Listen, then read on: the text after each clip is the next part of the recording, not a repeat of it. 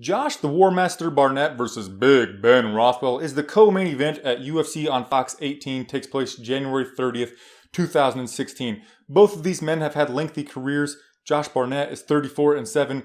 Big Ben Rothwell is 35-9. Right now, the odds have Josh Barnett as a -160 favorite with the comeback on Ben Rothwell at +140. I'm going to go over some facts and figures, then I'll give you my pick at the end of the video. First of all, these guys are almost the same height. Big Ben is going to weigh in at a few more pounds near the heavyweight limit. These guys both have 78-inch reach. Josh Barnett lands a few more strikes per minute and absorbs quite a few less strikes per minute than Big Ben Rothwell. Josh Barnett has better takedown accuracy, but Big Ben Rothwell has the better takedown defense. Josh Barnett has won 20 fights by submission, 8 by KO or TKO.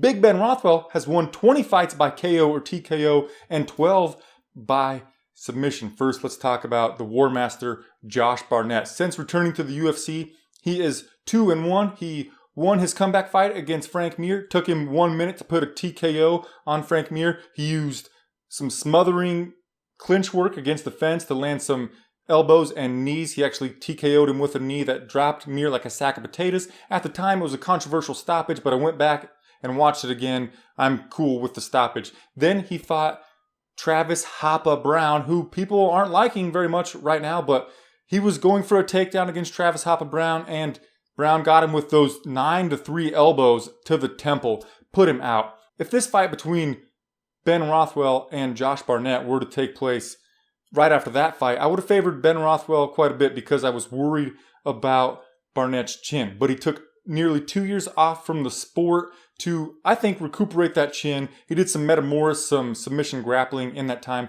He actually beat Hiron Gracie at Metamoris, so that's pretty impeccable. The dude beat one of the Gracies in submission wrestling. Phenomenal. And then he came back and he fought Big Country Nelson. And I think those 2 years off did his chin a lot of good because in that fight, he took some of Roy Nelson's biggest shots. He just kept pushing forward, got him in the clinch, big elbows, big knees, a wide variety of strikes he put on Big Country Nelson. He actually landed 146 strikes. One thing in that fight that kind of worries me a little bit about Josh Barnett's skill set is early on in that fight, Big Country Nelson took him down. Of course, Nelson has the lower center of gravity, and he too is pretty good with his submissions. We haven't seen that in quite a long time, but that is something that concerned me. You know, Barnett is more of a catch wrestler. He let Nelson take him down a couple of times in that fight. Now, Big Ben Rothwell is on a 3-fight winning streak. His last loss was to Gabriel Gonzaga. Ben Rothwell has a goofy stance. He kind of stands straight up and down. His hands are really wide. He kind of blocks punches with his face, similar to Diego Sanchez. Now, he actually has absorbed more strikes per minute than Diego Sanchez, which is pretty interesting. But in his fight with Gabriel Gonzaga, second round comes out. Gabriel put a lot of right hands on Big Ben Rothwell's face, kind of rocked him a little bit, was able to sink in a guillotine choke. Then he fought Brandon Vera. It was pretty close going into the third round. Ben Rothwell was probably winning. Brandon Vera was a little undersized in that fight. And then in the third round, Ben Rothwell started doing this weird shit. You know, he was really getting revved up, and he chased down Brandon Vera and put him out with a TKO in round number 3. He was winning the fight the whole time, but in round number 3, he kind of flipped a switch, and we have seen a better Big Ben Rothwell ever since he did that weird thing in round number 3 against Brandon Vera. Then against Alistair the Reem Overeem, of course, it was in a small cage, but he took some of Reem's best shots, a lot of flurries, and then put Reem out. Of course, Reem has had a lot of chin issues in the past, but beating Alistair the Reem Overeem is a big accolade for Big Ben Rothwell. Then he fought Matt Meathead Mitrione. Of course, Mitrione was using a lot of footwork. Big Ben Rothwell has some pretty good movement of his own. Not as good as Matt Meathead Mitrione, though. Meathead Mitrione was putting some decent punches on Big Ben Rothwell, but this dude has one of the best chins in the heavyweight division, probably only second to Big Country Nelson. Then he got his own heavy leather, put it on Matt Meathead Mitrione's face. Mitrione went in for an ill-advised takedown. He ended up finishing him with a go-go choke. So here's how I see this matchup happening. Of course, I think that Josh Barnett has the more abundant tool chest. He's got way more tools to win this fight. Wide variety of strikes. He's got the catch wrestling. He's got those 20 submissions to his name. Big Ben Rothwell is mostly gonna kind of sprawl and brawl type of thing. Not exactly like that, but you get the point. He has pretty good takedown defense. He wants to put heavy leather on your dome piece from the standing position. He'll take one to give one as well. You can tell that from Barnett eats 1.99 strikes per minute. Ben Rothwell eats quite a few more strikes per minute. So, you know what? I kind of see this fight maybe going the distance. And initially, my gut tells me to pick Josh Barnett because of those more tools that he has in his chest to beat Ben Rothwell. But I said that Ben Rothwell is really tough.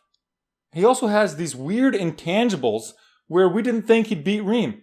He was a heavy underdog. He put Reem out in the first round. We might not have thought he was going to beat Matt Meathead Mitrione. He beat him. We keep doubting this guy, but for some reason he keeps winning. His durability and just his craziness, that thing. Ben Rothwell has something that we can't put into stats and that not most people can see when watching film on this guy. So initially, like I said, my gut, Josh Barnett. But my good friend Daniel Levy says that this fight is purely dog or pass. And I agree with him, dog or pass. And for that reason, I'm putting a small play on Big Ben Rothwell to win this fight. Plus 140, pretty intriguing money. I'm going with him. If I can get him cheap enough on Countermove and DraftKings, I'm going with him there as well. But I will not be surprised at all if Josh Barnett wins this fight. I would like for you to tell me who you are picking in the comments section down below. I'm picking Big Ben Rothwell. I think that I would like to see him fight for a UFC heavyweight title someday. Basically out of, what? Ben Rothwell's fighting for the UFC heavyweight championship of the world? Wouldn't that just be nuts to say? Also, those intangibles, I think he gets this victory here. One last thing that we need to look at. Big Ben Rothwell has looked questionable for PEDs in the past. Josh Barnett looked pretty phenomenal at the weigh-ins in his last fight against Roy Big Country Nelson. That fight was in Japan. I want to see the weigh-ins before I purely decide to put a small play on Big Ben Rothwell. But I'm going with Big Ben Rothwell here to get the victory on my UFC Pick'em. I'm going with Big Ben Rothwell, KO or TKO in the third. Once again, tell me who you were picking in the comments section down below.